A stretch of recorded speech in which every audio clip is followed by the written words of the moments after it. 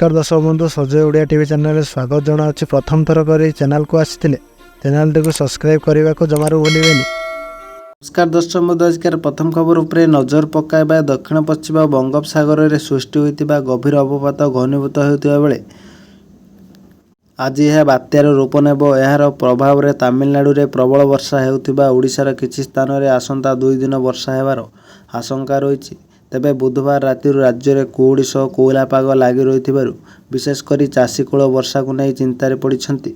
गुरुवार कंधमाल किछि स्थान में प्रबल कुहुड़ी पड़ता बेले अभ्यंतरीण ओडिशार सुंदरगढ़ और कलाहांडी आदि जिले में हालुकार मध्यम धरणर कुहुड़ी देखा मिलता।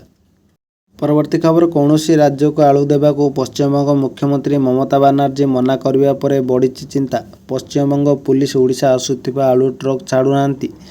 सीमार 2 दिन है अटकी शह शह आलू ट्रक लक्ष्मणनाथ टोल गेट पाखर किछि गाड़ी फेरी जाइछि। जनवरी फेब्रुआरी नुआ आलू अमल नेबा पर्यंत राज्य आलू पियाज रप्तानी उपरे पश्चिमबंग सरकार कटकणा लगाइछन्ति। अगस्ट रे पश्चिमबंग आलू रप्तानी बंद करिया परे ओडिशा रे स्थिति अणायत होइतिला। एबे पुणी सेभଳି संकट देखिबाकू मिलिछि। अत्यावश्यक खाद्य सामग्री दर वृद्धि होइतिबा बेले आलू दर अगस्ट मास भଳି बढ़िले लोके हैरान होइजिबे। आगामी खबर डिसेम्बर 15 तारिख पर प्रधानमंत्री आवास योजनार नुआ सर्वे आरंभ हेबो। सबु योग्य परिवार को मिलिबो घर। निजको योग्य मन करुथिबा समस्त परिवार सर्वे समय रे निजे तालिकाभुक्त होई पारिबे। प्रत्येक गाँव में सर्वे पाई निर्दिष्ट ब्लॉक कर्मचारी को दायित्व न्यस्त करा जाइछि। ठीक सर्वे पाई समस्त ब्लॉक कर्मचारी को उत्तरदायी करा जिवो। समस्त योग्य परिवार किभଳି घर पाइबे सेथिपाई मध्य आवास योजनार शर्तावली को सरकार कोहल करिसथि। एपरिक ग्रामसभा डाकी समस्त योग्य और अयोग्य हिताधिकारी तालिका को अनुमोदन करा जिवो। पीएम आवास योजना रे हिताधिकारी चयन पद्धति को कोहल कराए। 2 चकिया जान फ्रिज किंबा लैंडफोन थिबा परिवार को आउ अयोग्य विवेच करा जिवो नाही। आगामी खबर सुभद्रा योजना पाई जिलावारी जांच आरंभ हो जाइछि।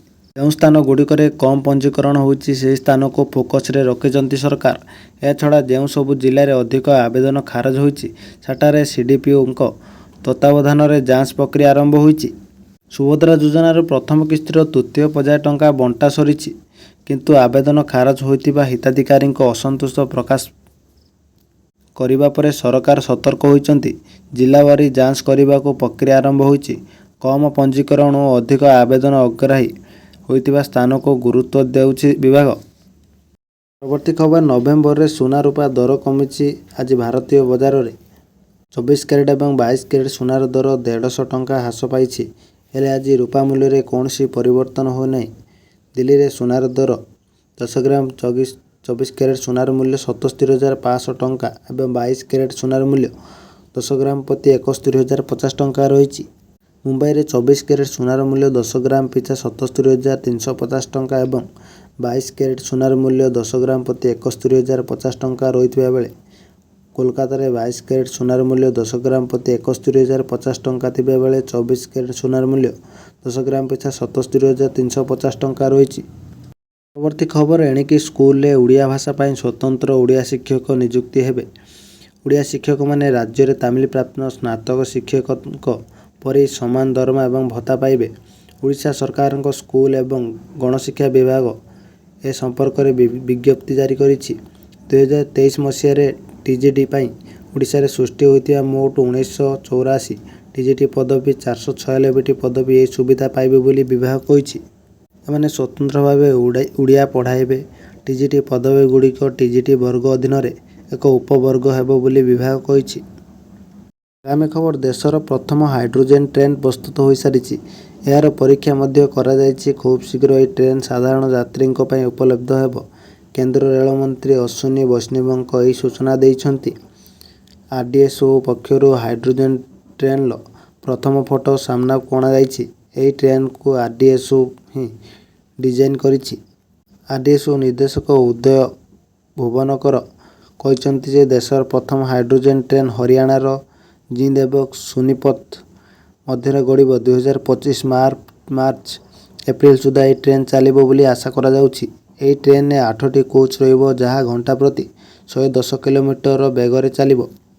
आगामी खबर खसुची पारद बढ़ुची शीत। हाड़भंगा शीतरे थरुची शिमिलीपाल।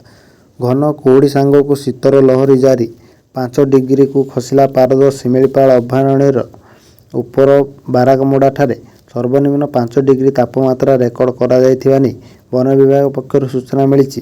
ସେପରି ଶିମିଳିପାଳ ପାଦଦେଶରେ ଅବସ୍ଥିତ ଯଶୀପୁର, ଠାକୁରମୁଣ୍ଡା, କରଞ୍ଜିଆ, ରରୁଆଁ ଓ ସୁକୁରୁଳି ଅଞ୍ଚଳରେ ଘନ କୁହୁଡ଼ି ସାଙ୍ଗକୁ ଶୀତର ପ୍ରକୋପ ବୃଦ୍ଧି ପାଇଛି।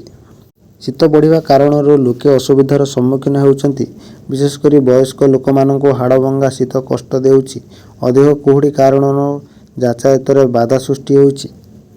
ପରବର୍ତ୍ତୀ ଖବର, ଶୁକ୍ରବାର ଅପରାହ୍ନରେ ଏକ ସ୍ୱତନ୍ତ୍ର ବିମାନରେ ଆସି ଭୁବନେଶ୍ୱର ବିମାନବନ୍ଦରରେ ଆସି ପହଞ୍ଚିଛନ୍ତି ପ୍ରଧାନମନ୍ତ୍ରୀ ନରେନ୍ଦ୍ର ମୋଦି। ସେ 3 ଦିନିଆ ଓଡ଼ିଶା ଗସ୍ତରେ ଆସିଥିବା ବେଳେ ସର୍ବଭାରତୀୟ ସ୍ତରରେ ଆୟୋଜିତ 59 ଡିଜିପି ସମ୍ମିଳନୀରେ ଯୋଗ ଦେବାର କାର୍ଯ୍ୟକ୍ରମ ରହିଛି। ବିମାନବନ୍ଦରରେ ପ୍ରଧାନମନ୍ତ୍ରୀଙ୍କୁ ଭବ୍ୟ ସ୍ୱାଗତ ସମ୍ବର୍ଦ୍ଧନା ପରେ ସେ ଏକ କାରରେ ସଭାସ୍ଥଳକୁ ଯାଇଛନ୍ତି। ମୋଦିଙ୍କୁ ପାଛୋଟି ଆଣିବା ପାଇଁ ରାଜ୍ୟର ରଘୁବର ଦାସ, ମୁଖ୍ୟମନ୍ତ୍ରୀ ମୋହନ ଚରଣ ମାଝୀ, 2 ଉପମୁଖ୍ୟମନ୍ତ୍ରୀ ପ୍ରଭାତ ପରିଡ଼ା ଏବଂ କନକବର୍ଦ୍ଧନ ସିଂହଦେବ, କେନ୍ଦ୍ରମନ୍ତ୍ରୀ ଧର୍ମେନ୍ଦ୍ର ପ୍ରଧାନ ପ୍ରମୁଖ ବିମାନବନ୍ଦରରେ ଉପସ୍ଥିତ ଥିଲେ। ଏହା ପୂର୍ବରୁ କେନ୍ଦ୍ର ସ୍ୱରାଷ୍ଟ୍ର ମନ୍ତ୍ରୀ ଅମିତ ଶାହ, ଅଜିତ ଡୋଭାଲ ଓ ଅଶ୍ୱିନୀ ବୈଷ୍ଣବ ମଧ୍ୟ ପହଞ୍ଚି ସାରିଥିଲେ। ଆଜିକାର ଶେଷ ଖବର ଉପରେ ନଜର ପକାଇବା। ଜଙ୍ଗଲ ସୁରକ୍ଷାରେ ଗଡ଼ିବ 139 ଗାଡ଼ି। ଜଙ୍ଗଲ ସୁରକ୍ଷାକୁ ମଜବୁତ କରିବା ଉଦ୍ଦେଶ୍ୟରେ ଏହି ଯୋଜନା କରାଯାଇଛି। ଏହି ଯୋଜନାରେ ବିଭିନ୍ନ ଜଙ୍ଗଲ ଓ ବନ୍ୟପ୍ରାଣୀ ବିଭାଗକୁ 3 ପ୍ରକାରର 139ଟି ଯାନ ଯୋଗାଇ ଦେବା ବ୍ୟବସ୍ଥା କରାଯାଇଛି। ଏହି ଯାନଗୁଡ଼ିକ ମଧ୍ୟରେ ରହିଛି 51ଟି ଅଲ୍ ଟେରେନ୍ ଯାନ, 41ଟି ଜଳସିଞ୍ଚନ, ଅଗ୍ନି ନିର୍ବାପକ ଏବଂ 47ଟି ଅଗ୍ନି ନିରାକରଣ ସହାୟତା ଯାନ।